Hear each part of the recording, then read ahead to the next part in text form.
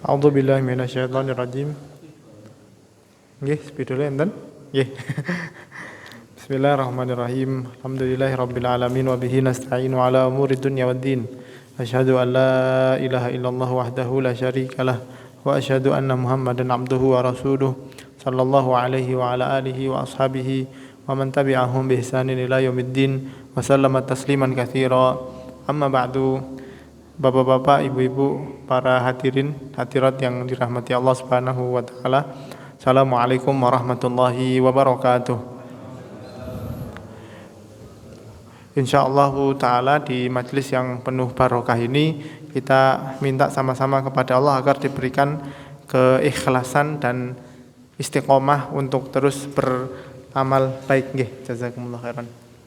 Nasallallahu subhanahu wa ta'ala an yarzuqana al-ikhlasa fil qawli wal amal.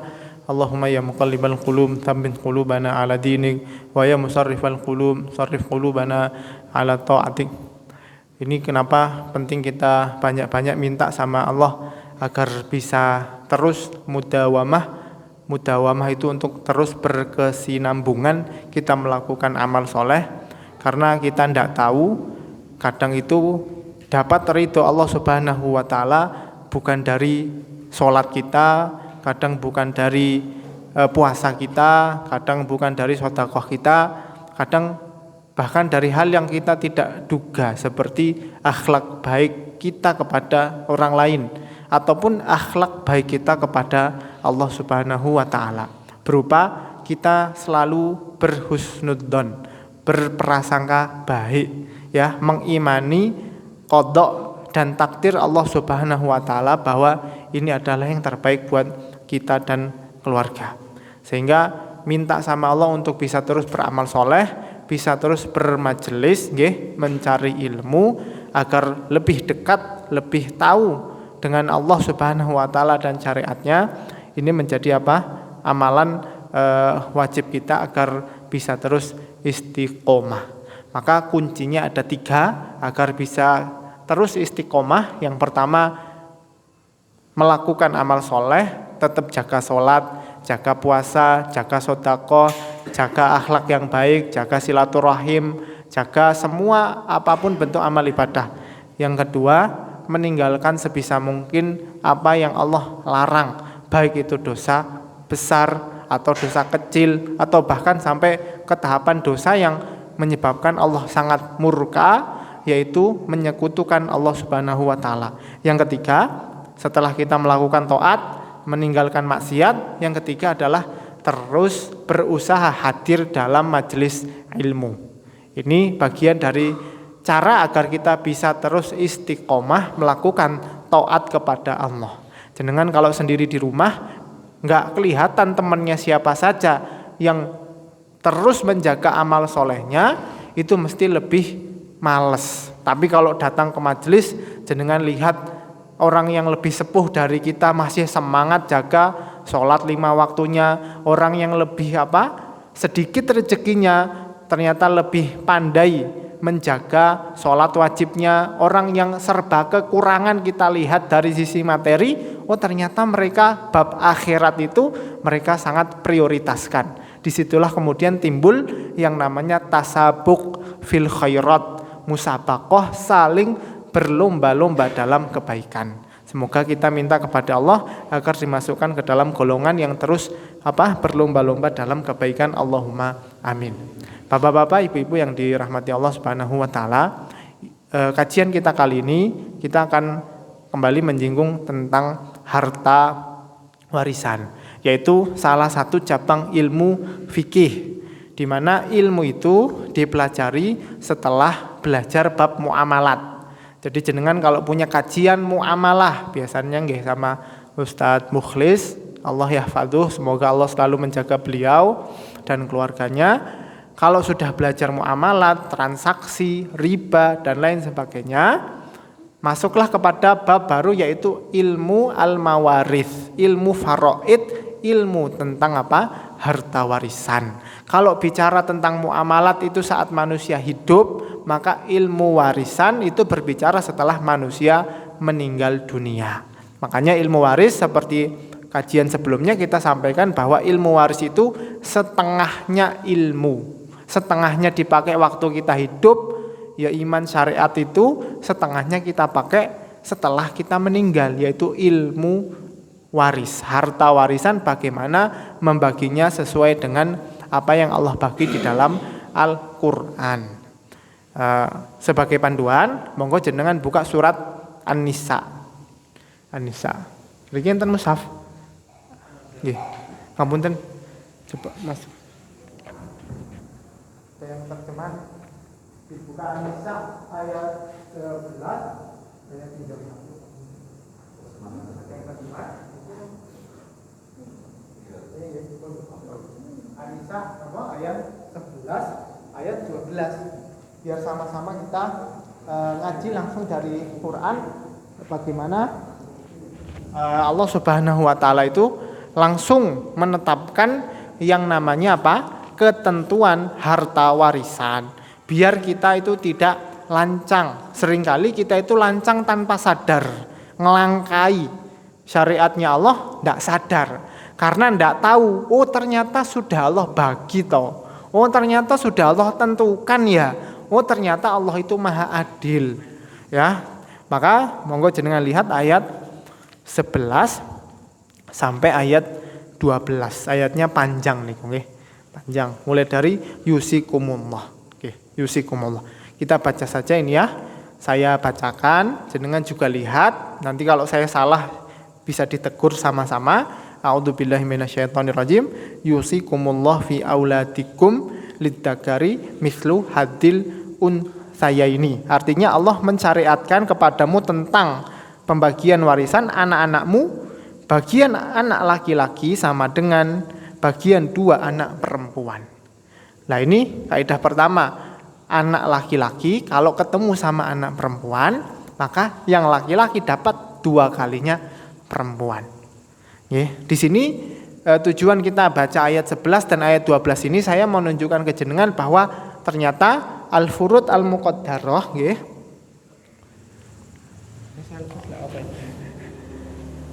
Apa di bawah nih? Bismillah. Furud muqaddarah yang kita tulis di papan nggih ini 1/2, terus 1/4, 1/8. Terus ada 1/6 disebut 1/3 dan 2/3. Ini disebut sebagai furud muqaddarah. Furud muqaddarah niku artinya jatah yang sudah ditentukan Allah Subhanahu wa taala. Saya mau ngajak jenengan lihat surat An-Nisa nggih, ayat 11 ayat 12, mau nyari kalimat ini setengah, 1/4, 1/4, 1/8, 1/6, 1/3, 2/3.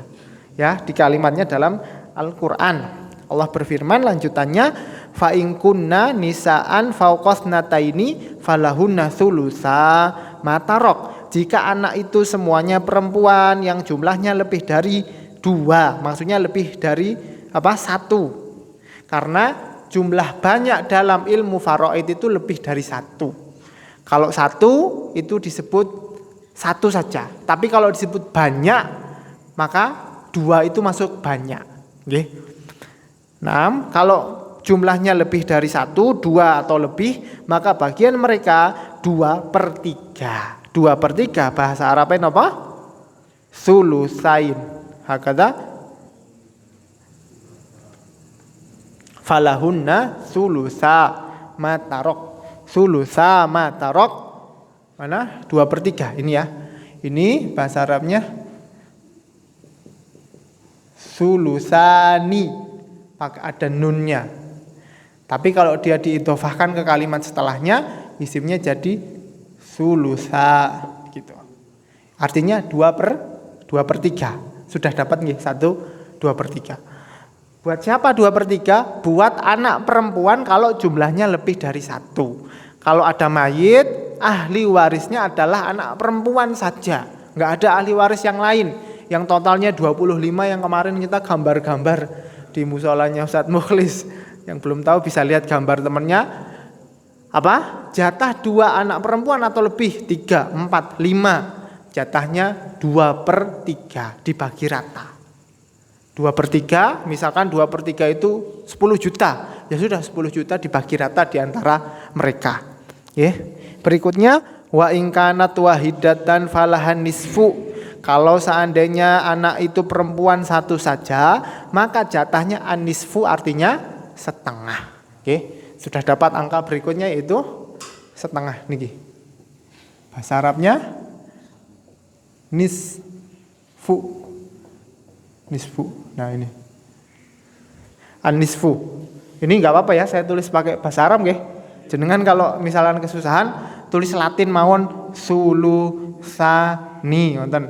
Di sini nisfu berarti nisfu. Nah, dieja sesuai huruf Latin. Tapi saya biasakan pakai tulis bahasa Arab. Biar apa? Kita sebagai umat Islam ini tidak kehilangan jati diri. Umat Islam itu aslinya apa?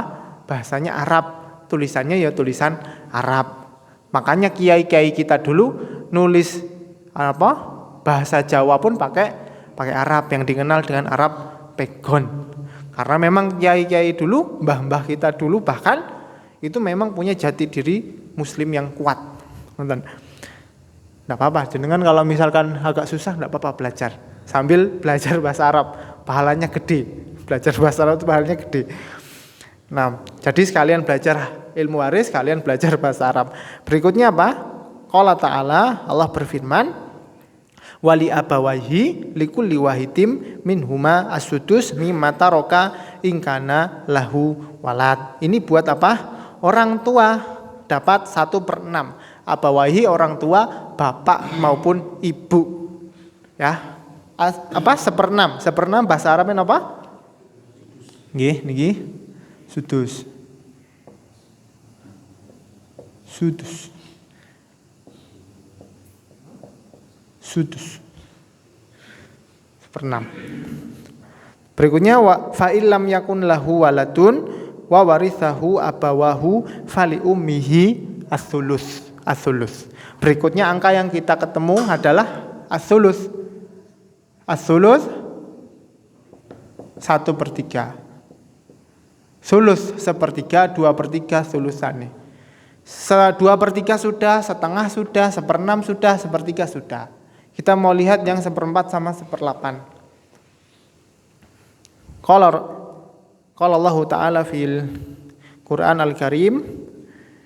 Berikutnya fa in kana lahu ikhwatun fali ummihi sudus 1/6 sudah mimba'ti wasiyatin yusibiha autain abaukum wa abnaukum la tadruna ayyuhum aqrabu lakum naf'a faridatan minallah innallaha kana aliman hakimah. Jenengan lihat akhir ayat itu Allah katakan faridatan minallah ya. Faridatan di sini artinya ini adalah ketetapan Allah. Faridatan, ketetapan Allah. Jadi saat Allah bilang bagiannya dia 2/3, bagiannya dia setengah, bagiannya dia 1/6, 1/3. Sulus ini disebut sebagai faridoh. Faridoh ini ketetapan. Dari kalimat inilah kemudian disebut sebagai ilmu al-faraid. Nah, ilmu tentang ketetapan Allah bagi jatah masing-masing ke ahli waris. Jadi faridoh, ilmu faraid itu belajar tentang apa yang sudah Allah tetapkan. Makanya kalau Allah bilang setengah, terus ada yang lancang bilang enggak apa-apalah setengah tambah sedikit, itu kurang sopan sama Gusti Allah. Makanya tadi saya singgung bahwa apa? Bisa jadi di antara kita masuk surga itu karena akhlak kita sama orang lain, begitu pula akhlak kita sama Gusti Allah. Saat kita sama orang lain menghormati, maka yang lebih wajib kita hormati adalah Gusti Allah sebagai pemilik langit dan bumi.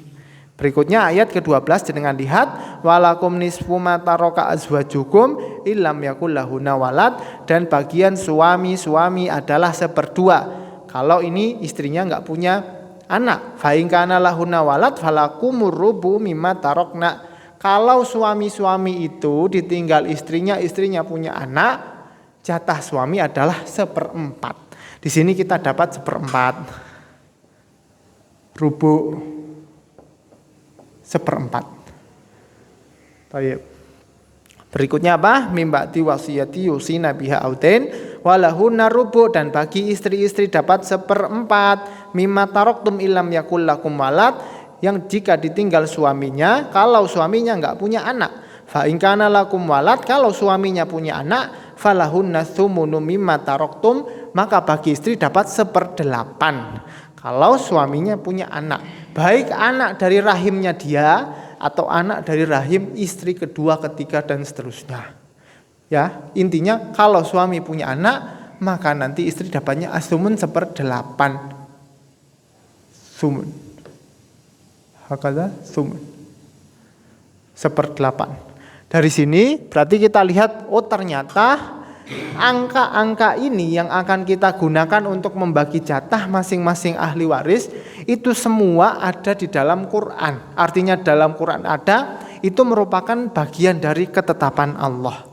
Jenengan kemudian bisa lihat setelah ayat 12, ayat 13-nya Allah berfirman tilka hududullah. Itu batasan-batasan yang Allah sebutkan, fulan dapat 1/2, fulan dapat 1/8, fulan dapat 1/4, itu adalah apa? Bagian batasan hukum Allah. Barang siapa yang taat, wa man yuti'illaha wa rasulahu, ayat 13 nggih ini, siapa yang taat Allah, batasan itu taat, Allah bilang 1/2 dikasih 1/2, Allah bilang 2/3 dikasih 2/3, enggak nambahi, enggak ngurangi, taat. Kata Allah yudkhilhu jannat, ganjarannya Allah masukkan ke dalam surga. Thayyib, tajri min tahtihal anhar khalidina fiha. Ayat ke-14, wa man ya'sillaha wa rasulahu wa yata'adda hududahu, yang maksiat, yang enggak taat sama ketetapan Allah ini, kata Allah yudkhilhu naron khalidan fiha, Allah masukkan neraka kekal di dalamnya, walahu adzabum muhin, dia dapat azab yang pedih. Jadi ternyata angka-angka yang ditetapkan oleh ulama faraid, ulama ilmu mawaris, itu bukan sekedar ijtihad mereka. Mereka kemudian berusaha mencari hukum, enggak. Khusus faraid ini diantara fadilahnya langsung Gusti Allah yang membagi. Makanya Allah sebut sebagai batas, itu batasan syariat. Kalau melewati batas masuk namanya maksiat. Kalau maksiat Allah murka, ganjar balasannya bisa sampai ke neraka, waliyatu billah. Itu monggo jenengan apa dicatat mawon surat An-Nisa mulai dari ayat 11 sampai terakhir ayat 14 tadi. Di rumah sama keluarga, sama anak, sama istri bisa dibuat ngaji, baca terjemahannya saja, insya Allah sudah bisa apa? Membantu. Oh ternyata bagiannya ini, bagiannya itu. Nah, ikhwani fiddin rahimani wa rahimakumullah, bapak-bapak, ibu-ibu yang dirahmati Allah Subhanahu wa taala. Kemarin itu saya sudah nyinggung tentang semua ahli waris, baik yang laki-laki maupun yang perempuan. Materi ini kemudian mau saya lanjutkan. Tapi saya lihat ini ada yang baru hadir, sehingga saya terus galau ini. Ini mau lanjut atau mau ngulang saya tidak tahu. Atau saya ulang dengan cara yang berbeda, semoga jadi tambahan wawasan yang lain juga. Kalau kemarin itu saya sebutkan semuanya dari si mayit, istri atau suami, anak atau bapak, kemudian saudara-saudaranya. Sekarang saya mau ngulang dari sisi apa? Golongan jenis kelaminnya. Maka kita akan mulai dengan siapa saja ahli waris dari golongan laki-laki. Ya, kalau misalkan kemudian saya tulis di papan di sini ada mayit. Mayit ini orang yang meninggal dunia. Ya, semoga semuanya kelihatan. Kita mau lihat ke bawah yang laki-laki seperti anak. Ada anak laki. Di bawahnya anak laki ini ada cucu. Ada cucu laki. Ini ahli waris. Anak laki ini ahli waris, cucu laki ini ahli waris. Terus habis sampai di sini. Ke atas nanti kita ketemu apa? Bapak. Ketemu bapak. Setelah ketemu bapak nanti di atas bapak ada kakek. Naam. Bapak ini ahli waris, kakek ini ahli waris. Di sini ada ibu kan perempuan, nanti kita bahas. Bapaknya ibu, kakek dari ibu bukan ahli waris. Bukan ahli waris itu bukan berarti dia bukan saudara nggih. Itu tetap orang tuanya istrinya bapak itu. Mbah ya berarti ya. Buyut tetap. Bukan ahli waris itu artinya dia tidak berhak dapat harta, tapi dia tetap kerabat. Kemudian kita samping saudaranya bapak, mulai dari apa? Paman ya, paman. Sebelum paman kita turun dulu ke bawah. Mayit ini kalau dia perempuan berarti nanti dia punya suami. Suami. Mayit ini punya saudara. Ada saudara kandung, ada saudara seayah, ada saudara seibu. Kita tulis semuanya di sini saudara. Saudara ini kandung. Di sini saya tulis kandung. Saudara ini apa? Ada yang seayah saja. Ini saudara. Ada yang seibu. Saudara juga. Mereka semua ini ahli waris. Yang saya kasih sambung ke mayit ini semua ahli waris dalam artian orang yang paling dekat ke mayit, orang yang paling berhak dapat harta kalau dia meninggal. Kemudian anak dari saudara kandung, anak laki-laki dari saudara ayah, ini juga. Kalau ke mayit, anak ini disebut nama ponaan gitu. Ponaan tapi dari jalur saudara kandung, ponaan yang laki saja. Di sini juga ponaan yang laki saja. Ini dapat ahli waris, ini ponaan juga dapat. Nanti ada saudara bapak. Saudara bapak kalau buat mayit berarti apa? Paman. Ini saudara bapak nggih, bukan saudara ibu. Saudara ibu bukan ahli waris, tapi saudara. Bapak, makanya ini saya kasih garis dari bapak biar apa? Menunjukkan bahwa paman ini saudaranya bapak. Paman kandung dengan bapak, nanti kemudian ada paman seayah. Seayah dengan siapa? Dengan bapak. Ini semua ahli waris. Anaknya mereka yang jatuhnya ke mayit adalah sepupu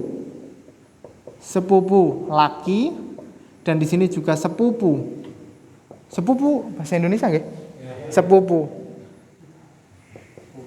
Nggih. Ini ahli waris. Monggo. Sampai di sini kita coba mau hitung berapa ahli waris laki-laki. Pertama, 1 suami, 2 anak laki-laki, 3 cucu, 4 bapak, 5 kakek, 6 7 8 9 10 11 12 13 14 tambah 1 ya, yang kita sebut sebagai mu'tik. Mu'tik ini apa? Pak Sabar. Kemarin contohnya Pak Sabar. Ada orang laki-laki yang membebaskan budak. Orang budak itu kan nggak punya harta, nggak bisa memiliki harta. Sama Pak Sabar dibebaskan, dia kerja, dapat uang banyak, kaya raya, nggak nikah, nggak punya saudara, mati. Nggak punya kerabat, nggak punya ahli waris. Ya sudah, akhirnya Pak Sabar yang sudah membebaskan dia itu dianggap seperti saudara. Dia yang dapat jatahan apa? Harta peninggalan budak yang sudah dia merdekakan. Tambah mu'tik sini berarti total ahli waris laki-laki ada 15. Kaedahnya laki-laki ini, semua laki-laki, monggo jenengan catat, semua laki-laki, maksudnya ahli waris laki-laki, jatah warisannya adalah sisa. Kalau sisanya ya setengah dia dapat setengah, sisanya 2/3 ya 2/3, sisanya semua harta ya dia dapat sisanya semua harta. Misalkan ada orang meninggal, kemudian dia nggak punya ahli waris kecuali anak laki-laki 1, istri nggak ada, orang tua nggak ada, anak laki-laki tok. Tapi jarang mungkin ya kita temui ya, saudara kan kita banyak ya, keluarga besar. Tapi kalau ada kasus seperti itu, maka anak ini apa? Semua laki-laki dapatnya istilahnya apa? Asobah.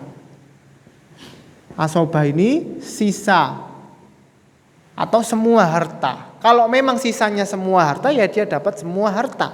Kalau nggak ada sisa, ya dia nggak dapat apa-apa. Kemudian apa? Kecuali, saya kasih ini pengecualian. Kecuali ada berapa orang? 1 suami, karena jatahnya suami berapa? Setengah atau 1/4. Kemudian saudara seibu, karena saudara seibu ini jatahnya 1/3 atau 1/6.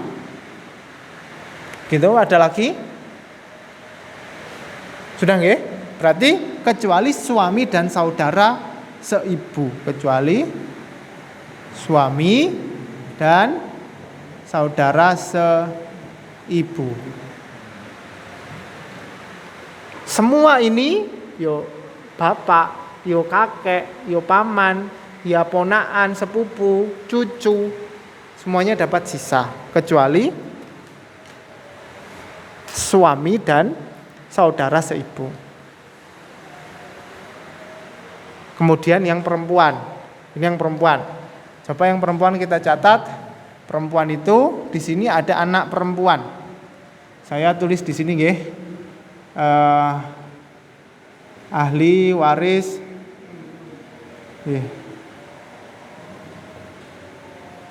perempuan. Kita turunkan di sini 1 anak perempuan. 2 cucu perempuan dari anak laki-laki. Cucu perempuan anak laki. Cucu perempuan dari anak perempuan bukan ahli waris. 3. Ada apa? Kalau mayitnya laki-laki berarti dia meninggalkan istri. Ada istri perempuan. 4. Kalau ada bapak ada ibu. Ada ibu. Baik. Kalau bapak punya bapak kakek, bapak punya ibu, nenek. Ini nenek dari bapak. Yang keenam nenek juga dari ibu. Jadi kakek dari ibu bukan ahli waris, tapi nenek dari ibu ahli waris. Tentu dengan syarat ya. Nanti ada syarat dan ketentuan berlaku. Nenek, kemudian kalau ada saudara kandung, ada saudari kandung. Saudara seayah ada saudari seayah, ada saudara seibu, saudari seibu. Jadi ini saya tulis saudari, ya, mulai dari kandung, kemudian saudari, kemudian seayah, kemudian yang 9 saudari seibu, yang ke-10 yang terakhir adalah ini. Kalau mu'tik itu laki-laki, Pak Sabar, mu'tikoh itu perempuan yang bebaskan budak. Mu'tikoh. Perempuan ini, mu'tikoh. Ada 10. Perempuan ini kaidahnya semua perempuan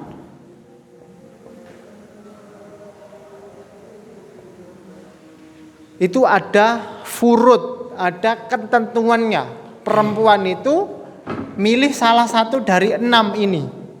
Ini namanya furud.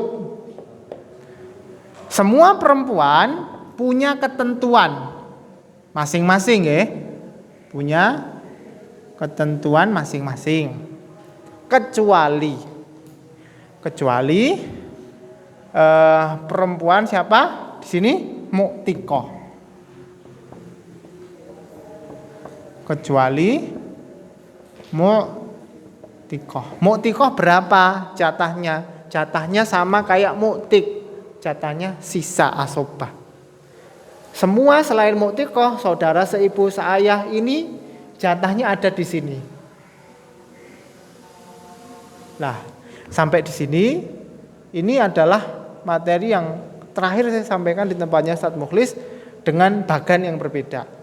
Nah, semoga ini bisa membantu. Baru yang baru hadir atau yang sudah hadir kemarin, terus ini pengulangan biar lebih paham. Oke, ini sudah azan kayaknya nggih? Belum? Isya belum nih? Oh belum? Oh saya kira sudah. Oke, sampai sini saya mau buka dulu kesempatan buat yang lihat ini mau tanya monggo.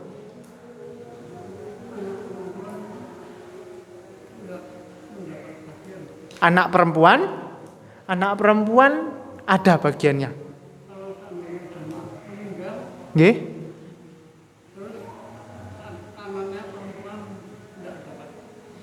Kalau anak perempuannya meninggal,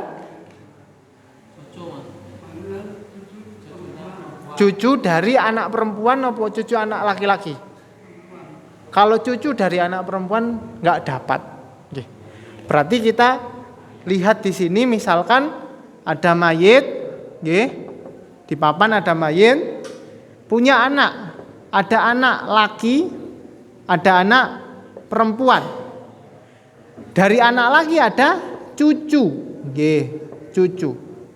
Cucu perempuan dari anak laki-laki ini dapat. Tapi kalau cucu perempuan dari anak perempuan di sini, perempuan di sini nggak dapat. Karena bukan ahli waris. Berarti kalau cucunya perempuan dari anak laki-laki dapat. Monggo kalau ada yang mau tanya.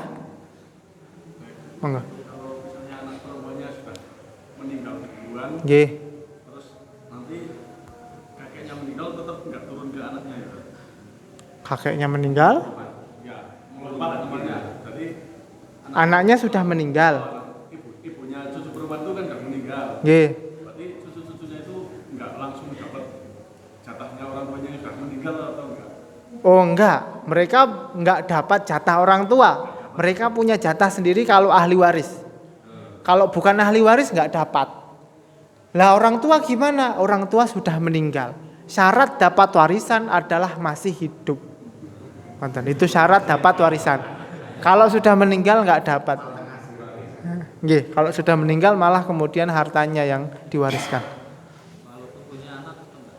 Walaupun punya anak, nggih, betul. Kok enggak dapat? Maksudnya anak itu enggak dapat jatah orang tua? Enggak. Dia kalau ahli waris punya jatah. Kalau bukan ahli waris enggak dapat. Nggih, syarat dapat warisan adalah hidup. Kalau enggak hidup ya dia sudah bukan bagiannya lagi. Berarti total kalau laki-laki 15, perempuan 10, totalnya ada 25 ahli waris. Nah ini 25 inilah yang kemudian dihafal. Maksudnya dihafal itu kalau kemudian ada yang meninggal, cari 25 orang ini. Ada atau enggak? Kaedahnya kalau semua 25 orang ini ada, maka yang dapat warisan hanya 5 orang. 5 itu orang yang paling dekat dengan mayit. Pertama, suami atau istrinya, nggih. Kalau laki-laki istrinya, kalau perempuan suaminya yang dapat. 1. 2 anaknya, anak laki-laki, anak perempuan mesti dapat. Cucunya gimana Ustaz? Yus enggak dapat, ada anak soalnya. Sama 2 orang tuanya di atasnya. 2 di atasnya bapak ibu, 2 di bawahnya anak laki-laki, anak perempuan, 1 sampingnya suami atau istri. 25 orang ini komplit. Gimana ini Ustaz? Nanti jatahnya kurang. Enggak, ini ada prioritas. Kalau ada ini berarti yang paling jauh enggak dapat. Sehingga kalau jenengan mau catat monggo, jika 25 orang ini berkumpul, yang dapat warisan hanya 5 orang terdekatnya mayit.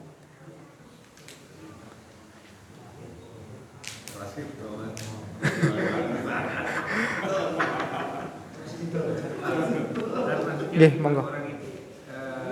Golongan biasanya kan kalau anaknya misalkan 4 atau 5 itu tetap semua kan? Dapat, semua dapat. Nggih. Jadi golongan ini adalah anak laki-laki maupun Betul, ini golongan, betul. Bukan perorangan, ini golongan. Nggih. berarti 5 golongan. Betul, 5 golongan lebih tepatnya. Kalau kita bilang 5 orang, kalau anaknya banyak nggih. Betul. Semuanya dapat 5 golongan ini. Kalau dia masuk kategori anak ya dapat semua. Anaknya 10 dapat semua.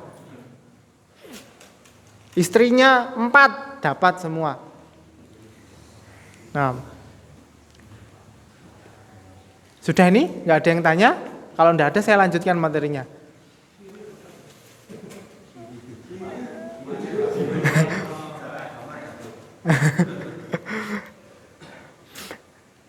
Berikutnya ini saya mau jelaskan kemudian bagaimana para ulama membagi harta warisan saat terjadi kasus. Pertama kali yang perlu kita pelajari adalah menentukan yang namanya faktor pembagi. Faktor pembagi atau yang disebut sebagai aslul masalah. Ini boleh dihapus atau enggak ini? Ini saya sambil jongkok enggak apa-apa nggih.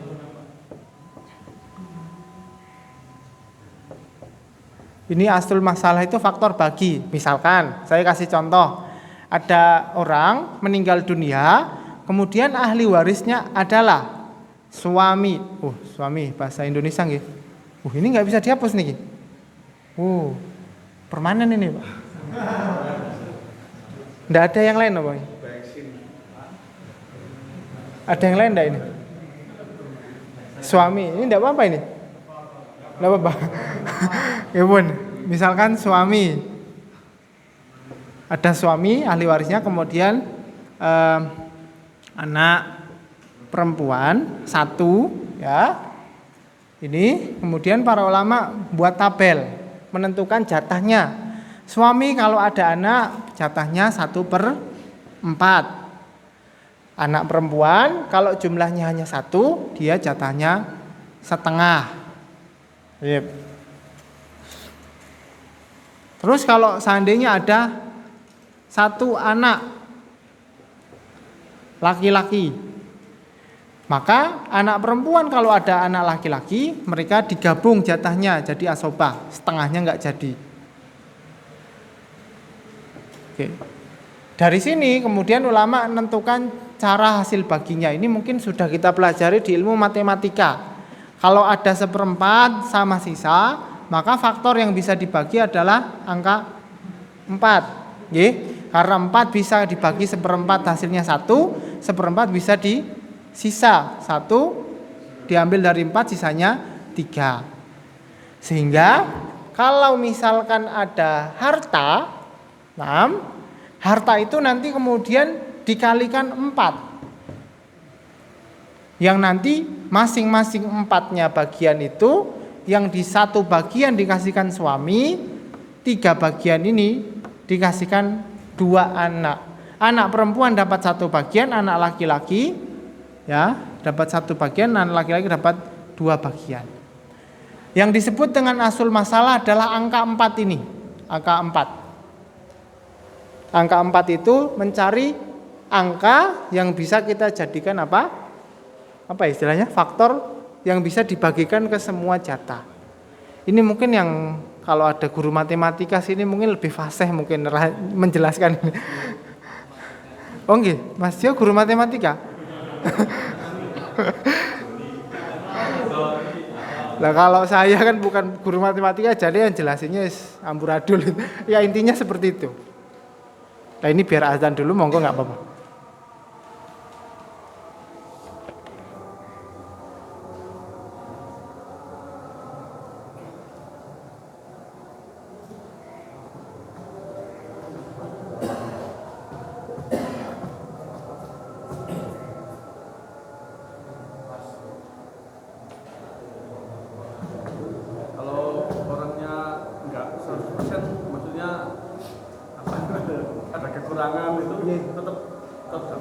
Tetap dapat, maksudnya dia nggak sehat nih, kurang sehat, tetap dapat. Nggak normal. Iya.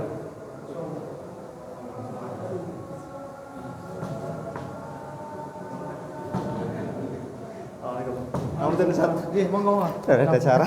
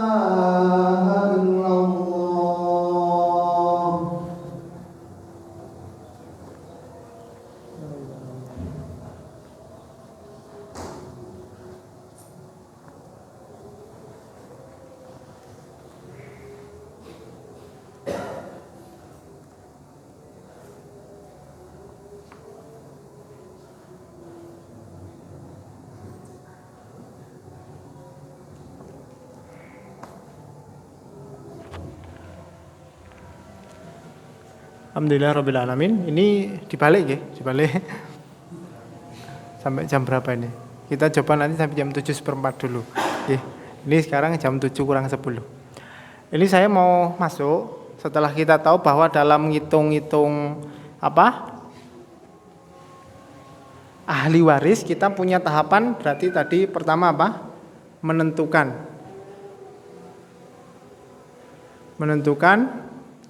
ahli waris. Ditentukan dari 25 orang itu yang masih hidup siapa, yang sudah meninggal siapa.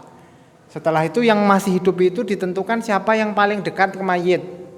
Tentunya yang paling dekat pasti anaknya, orang tuanya atau istri suaminya, ya. Setelah menentukan ahli waris, berikutnya kita masuk ke tahap menentukan ahli waris, menentukan jatah. Menentukan jatahnya itu dapat sisa yang laki-laki atau yang perempuan, punya ketentuan setengah, seperempat, seperdelapan, seperenam, sepertiga atau 2/3. Ditentukan jatahnya berapa. Setelah ditentukan jatahnya, masuk fase berikutnya yaitu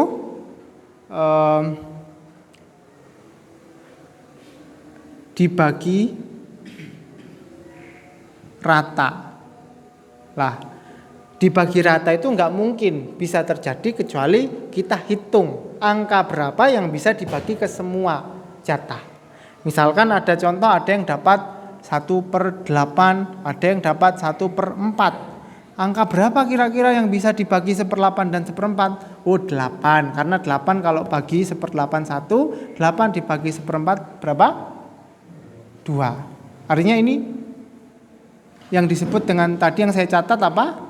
Asal masalah. Asal masalah ini bahasanya Kiai Faraid nggih. Ini saya nggak ngarang. Artinya ini saya tulis bahasanya seperti ini biar jenengan familiar dengan istilahnya para kiai kita. Ya dalam ilmu matematika saya yakin pasti ada istilahnya. Tapi kalau jenengan baca kitab nggak akan ketemu yang namanya istilah matematika. Jadi istilah ini lebih penting daripada istilahnya matematika. Setelah dibagi rata, baru kita masuk ke tahap apa? Bagi harta. Nah, jadi dari menentukan ahli waris sampai dibagikan harta harus menentukan jatah dulu baru dibagi rata. Terkadang saat kita bagi rata belum sempat bagi ada yang meninggal lagi. Nonton. Ada mayit baru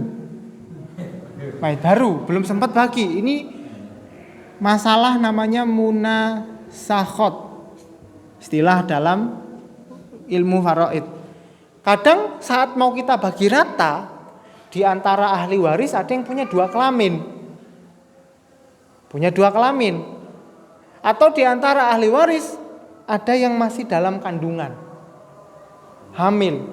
Belum jelas dia ini nanti lahirnya laki-laki atau lahirnya perempuan atau lahirnya kembar laki-laki semua atau kembar laki-laki perempuan. Banyak kasus saat kita bagi rata tidak sesimpel ini yang tertulis di papan. Lah kita sekarang sampai pada menentukan ahli waris sudah. Kita sampai di sini menentukan jatah, ya. Jadi kemarin itu waktu saya kemudian ngasih muqaddimah pendahuluan tentang ilmu faraid, saya bilang ke jamaah yang hadir bahwa ini baru 5%-nya ilmu faraid. Kalau ada pertemuan lagi insya Allah kita lanjut. Jadi semoga pertemuan ini tidak hanya ngulang yang ini tadi, tapi bisa lanjut. Saya akan mulai dari menentukan jatah ini sesuai dengan jatah yang sudah disebutkan 1/2, 1/4, 1/8, 1/6, kemudian 1/3 dan 2/3. Saya akan mulai dari 1 ini 1/2 dulu. Siapa saja ahli waris yang dapat 1/2. Baru nanti kemudian kita masuk ke soal gimana menyelesaikan soalnya kalau ada kasus yang dapat jatah 1/2. Monggo jenengan catat ya, saya diktekan ada 5 orang ini yang dia dapat jatah 1/2. 1 suami. Yang kedua anak perempuan. Anak perempuan ini baik anak dari rahim istri pertama atau istri kedua atau istri ketiga, intinya anaknya dia.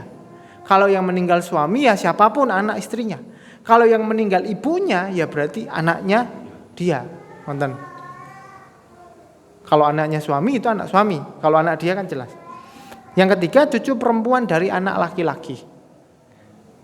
Suami, anak perempuan, cucu perempuan dari anak laki-laki. Yang keempat, saudari kandung.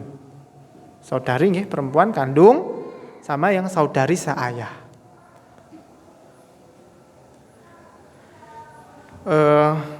Istilah kandung dan seayah itu insya Allah tidak membingungkan ya. Kalau kandung itu ya bapak dan ibunya satu. Kalau seayah berarti yang satu ayahnya, ibunya beda. Kalau seibu berarti yang satu ibunya, bapaknya yang beda. 1/2. Saya tulis di sini. Yang menentukan jatah. Jatah 1/2. Ada 5 orang, 1 suami. Yang kedua anak perempuan. Yang ketiga cucu perempuan dari anak laki. Yang keempat, saudari kandung. Saudara kandung berapa jatahnya? Asobah, saudara kandung karena laki-laki nggih. 5 saudari seayah. Ini yang dapat setengah. Nah, sekarang untuk memahami setengah ini, masing-masing orang itu punya syarat. Syaratnya itu agak panjang. Kalau saya kemudian jelaskan di majelis yang singkat ini kayaknya kurang tepat. Saya mau langsung masuk ke soal saja, biar jenengan lihat prakteknya seperti apa. Contoh misalkan suami ini dapat setengah saat kemudian istri ndak punya anak. Kalau misalkan istri punya anak, jatahnya suami 1/4, gak jadi setengah. Anak perempuan kapan dapat setengah? Dapat setengah kalau dia 1 orang. Kalau dia 2 atau lebih, 3, 4, 5, dapatnya 2/3, bukan setengah. Dan syarat-syarat ini kan cukup membingungkan. Kalau saya cuma nyampaikan seperti ini, jenengan butuh yang namanya buku tulis, pulpen, nyatat gini, latihan kayak matematika. Nah itu, tapi ini kita mau coba langsung masuk ke soal. Monggo jenengan catat soalnya nggih. Saya bacakan kasus, kemudian jenengan catat, nanti kita kerjakan sama-sama di papan. Contoh kasus pertama. Ada orang meninggal, kemudian ahli warisnya 1 suami, mayitnya perempuan nggih. Kemudian 1 orang ibu sama 1 saudara kandung. Monggo dicatat, suami, ibu dan saudara kandung. Coba saya tulis di sini, ada suami, kemudian ada ibu, kemudian ada saudara nggih niki laki-laki kandung. Ini kasus. Suami di sini dapat setengah bagiannya. Kenapa? Karena nggak ada anak laki-laki, nggak ada anak perempuan. Kita tulis setengah. Ibu di sini nggak masuk ya. Saya langsung tulis saja ibu di sini dapatnya 1/3. 1/3 ya, karena dia nggak ada anak. Ini ibunya mayit ya. Karena nggak ada anaknya mayit dan nggak ada saudara yang banyak. Saudaranya 1 saja. Kalau saudaranya 2, ibu jatahnya berbeda. Ini 1/3. Salah tulisin. Salah cetak. Saudara kandung ini dapat apa? Sisa. Kita tulis di sini sisa. Ayo. Setelah itu kita butuh asul masalah. Angka berapa yang bisa bagi 1/2, 1/3? Ini istilahnya apa ya? KPK nggih. KPK nggih. Kalau ada 2, ada 3 berarti 6. 2 sama nggih. 6 nggih. Nah, 6 dikali setengah berapa? 3. 6 dikali 1/3 2. Kalau sudah 3, sudah 2, sisanya 1. Ngeten. Berarti nanti suami dapat 3, ibu dapat 2, saudara kandungnya dapat 1. Belum selesai ini. Belum selesai. Nanti bagi harta ini ada rumusnya sendiri. Belum kita sampaikan. Tapi ini jenengan perlu tahu tahapannya. Tentukan ahli waris, jatahnya berapa, dibagi. Nonton. Begitu nggih kurang lebih. Coba lagi, misalkan ada kasus orang meninggal dunia, kemudian ahli warisnya 1 anak perempuan. Monggo jenengan catat di buku apa di mana 1 anak perempuan, kemudian ada ibu, seorang ibu, kemudian ada istri, 1 orang istri, dan ada saudara kandung. Saudara kandung.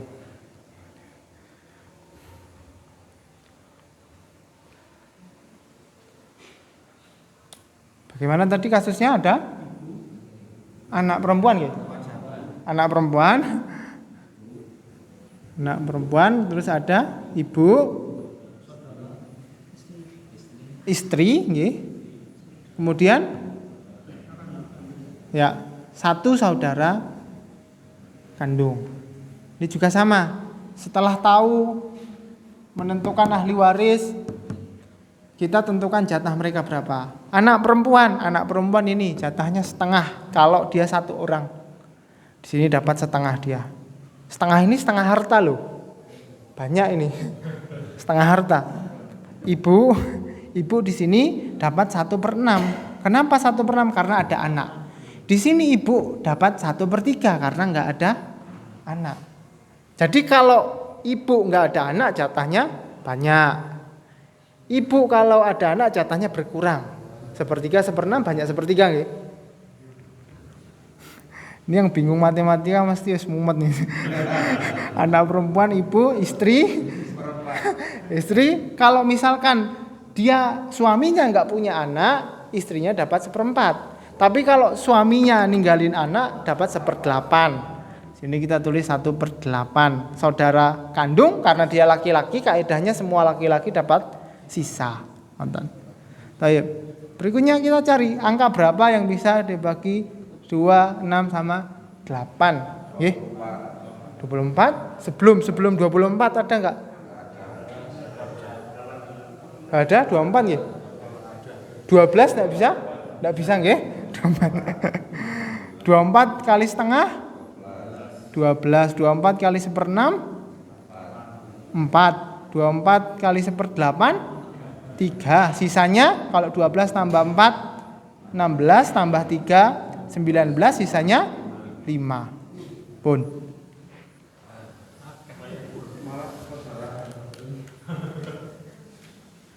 Contohnya seperti itu. Dan ini kan baru 1 nggih. Nanti 1/8 ya rinciannya ada, 1/3 ya ada, 2/3 ya ada. Ya lumayan panjang, lumayan. Tapi enggak apa-apa.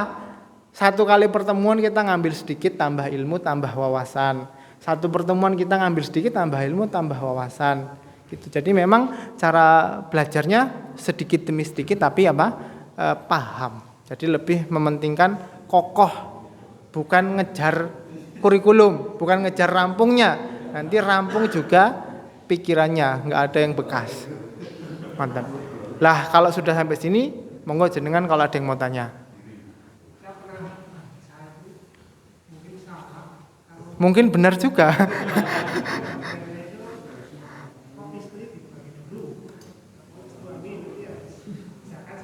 Nggih.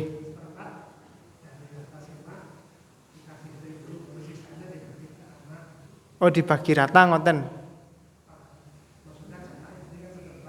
Nggih, jatah istri 1/4. 1/8. Sisanya ke 7/8.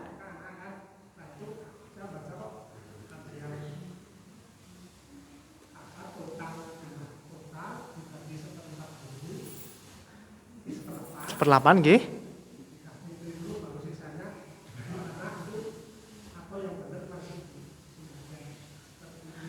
Oh. Nggih.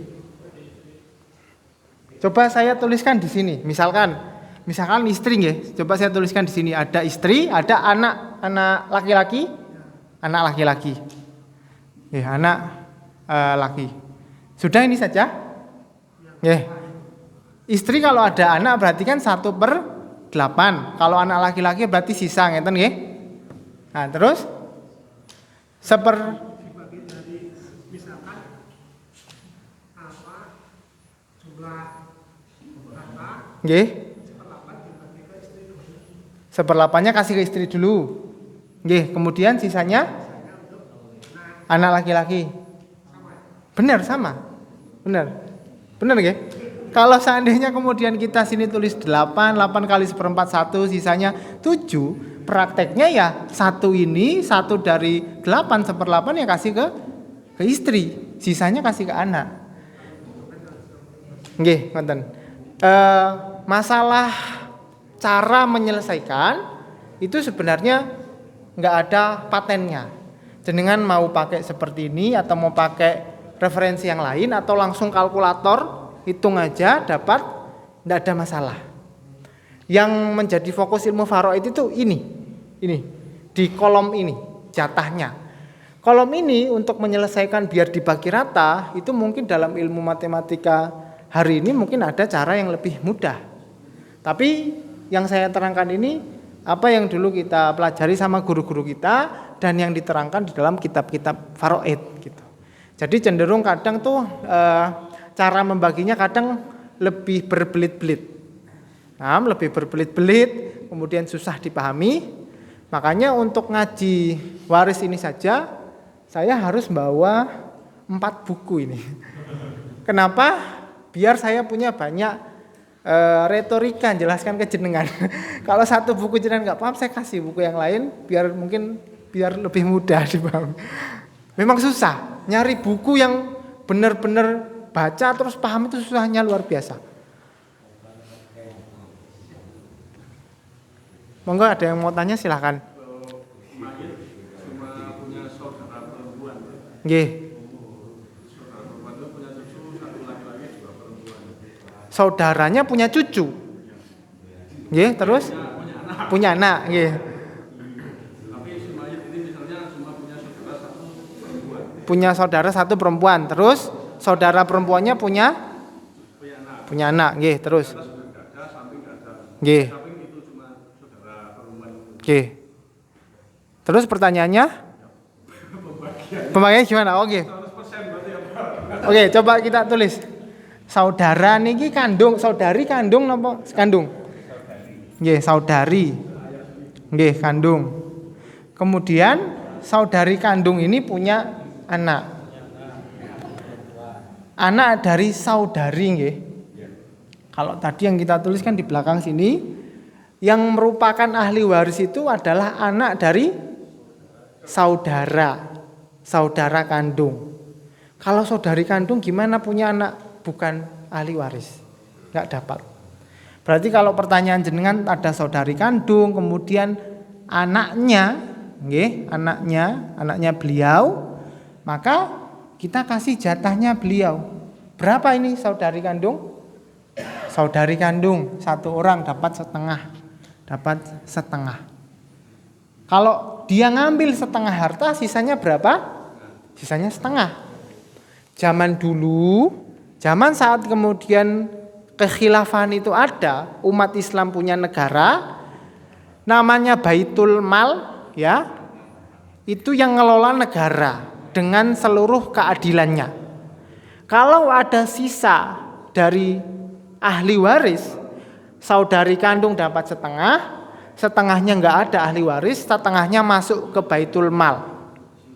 Ini saya cerita dulu nggih.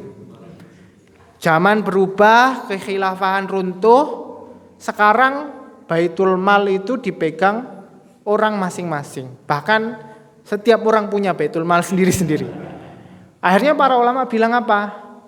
Kalau ada sisa harta warisan seperti ini, ya, boleh dikasihkan Baitul Mal dengan syarat Baitul Malnya adil. Tapi mereka kasih catatan, di zaman saya sudah tidak ada Baitul Mal yang seperti itu. Di zaman para ulama. Maka di zaman kita saya bisa pastikan lebih tidak ada. Sehingga para ulama kemudian apa? Punya masalah. Masuk ini di bab ini namanya rod. Apa itu rod? Rod itu artinya dikembalikan lagi. Kalau seandainya jatahnya dia setengahnya harusnya masuk Baitul Mal yang adil, tapi zaman sekarang sudah nggak ada, ya sudah, daripada ngasih ke orang lain yang bukan kerabatnya mayit, ya dikembalikan saja ke dia. Wong dia ini saudaranya siapa? Ya saudaranya mayit. Sehingga jatah dia setengah plus setengah. Setengah ini ketentuan dari Allah, setengah ini adalah apa? Ijtihadnya ulama, dikembalikan ke dia. Bonus. Tapi saya tidak bisa bilang kalau dia dapat semua, tidak bisa. Karena Allah bilang dia setengah. Ini adab sama Quran, adab sama Gusti Allah. Kalau Gusti Allah bilang setengah, ya setengah. Lalu itu setengahnya itu rod, dikembalikan, bonus. Mayit nggak buat mayit sudah nggak butuh. Maksudnya kenapa setengahnya nggak disodakohkan seperti itu? Harta kepemilikan mayit saat ditinggal mati itu berpindah ke ahli waris. Jadi kalau ditanya kenapa setengahnya nggak buat mayit, Ya tergantung ahli warisnya ngizinkan atau enggak. Karena itu status agamanya sudah milik ahli waris. Kalau dia mau sedekah atas nama mayit, yaitu fadilahnya dia. Tapi dari awal kita bilang sedekah aja, nggak bisa, itu ndolimi. Ndolimi ngelanggar ketentuan Gusti Allah. Monggo satu lagi kalau ada yang mau tanya sebelum kita sholat.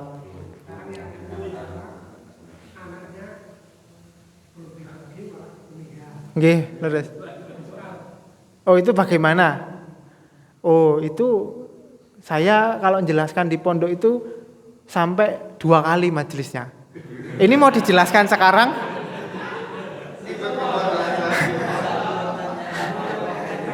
Karena satu bab itu lumayan panjang. Termasuk bab yang paling panjang itu ya ini kasus kalau ada mayit baru. Ya, itu ngajinya itu dari ba'du asar sampai jam 9 malam. 2 kali. Maksudnya kalau ini saya mau jelaskan mungkin kita bisa sampai jam 9 malam. Panjang. Kurang lebih kalau ada mayit baru tetap dia dapat jatah. Misalkan dia dapat jatah setengah. Belum sempat dibagikan, dia meninggal dunia. Kesimpulannya setengah itu tetap masuk harta dia yang kemudian nanti hartanya diwariskan ke anak turunannya. Lah ini salah satu kasus satu-satunya orang mati tapi dapat warisan. Kapan itu? Saat dia masih hidup, harta warisannya belum sempat terima, sudah meninggal duluan. Hukum aslinya syarat dapat warisan itu adalah hidup. Lah syaratnya kalau orang mati mau dapat warisan, kasus di mana harta warisannya belum sempat dibagi, dia kemudian umurnya habis. Nonton. Ya monggo pripun? Kalau misalnya yang meninggal duluan saudarinya itu tadi. Oh, saudarinya yang tadi. Belum sempat dibagi, oh dia meninggal. Masya Allah ini. Yang meninggal duluan lahan saudarinya dulu. Betul. Kalau begitu kita masuk ke kaidah kemarin yang sudah sempat saya singgung bahwa harta mayit, harta dari si mayit, pertama larinya kemana? Ahli waris. Siapa ahli waris? 25 golongan. Saudari ini masuk golongan ahli waris. Kemudian jenengan tanya, lah kalau ahli warisnya yang mati duluan, belum sempat dibagi juga, maka ahli waris ini, harta ini akan masuk ke tahap selanjutnya, itu ke kerabat. Siapa kerabat? Orang yang dekat ke mayit tapi bukan ahli waris. Cucu dari anak perempuan, kakek dari ibu nggih. Itu kerabat. Masuk ke kerabat. Jadi yang kerabat-kerabat yang disebut sebagai ulul arham ini orang yang berhak. Insya Allah kalau bab kerabat ini insya Allah sudah selesai di sini. Wong biasanya di sini saja sudah rebutan. Jarang sekali nggak ada ahli waris. Kalau sudah masuk ke sini, cakupannya sangat luas. Siapapun kerabat yang punya hubungan ke mayit itu berhak mendapatkan harta. Artinya di sini saya mau mendudukkan bahwa kita ngikutin syariat sebagaimana Allah tunjukkan bahwa orang yang paling berhak dapat warisan itu orang yang punya hubungan dengan si mayit. Jangan terburu-buru, ya sudahlah buat maslahat umat. Ya sudahlah buat sedekahnya mayit. Jangan dulu terburu-buru. Bisa jadi ada kerabat mayit itu yang juga butuh. Itulah orang-orang yang lebih berhak dapat daripada orang lain yang enggak punya hubungan sama sekali. Betul baik kita sedekah buat panti, sedekah buat penghafal Quran, buat maslahat umum. Tapi keluarga mayit itu paling utama dan itu aturannya Allah Subhanahu wa taala. Ya. Yang kita yakini bahwa aturan Allah itulah yang paling adil. Nggih. Barakallahu fikum. Ini saya pikir sudah cukup 7/4 lebih. Semoga bermanfaat ya. Semoga di lain kesempatan kita bisa lanjut. Tidak tahu di sini atau di pondok. Misalkan yang mau privat lebih dalam, monggo mampir ke Gandok Kali Kajar kita temani belajar di sana juga bisa. Ya, semoga Allah Subhanahu wa taala mudahkan kita untuk terus beramal soleh sambil diiringi dengan ilmu syariat ini yang bermanfaat. Kita tutup, subhanakallahumma bihamdik, asyhadu alla ilaha illa anta astaghfiruka wa atubu ilaik. Wassalamualaikum warahmatullahi wabarakatuh.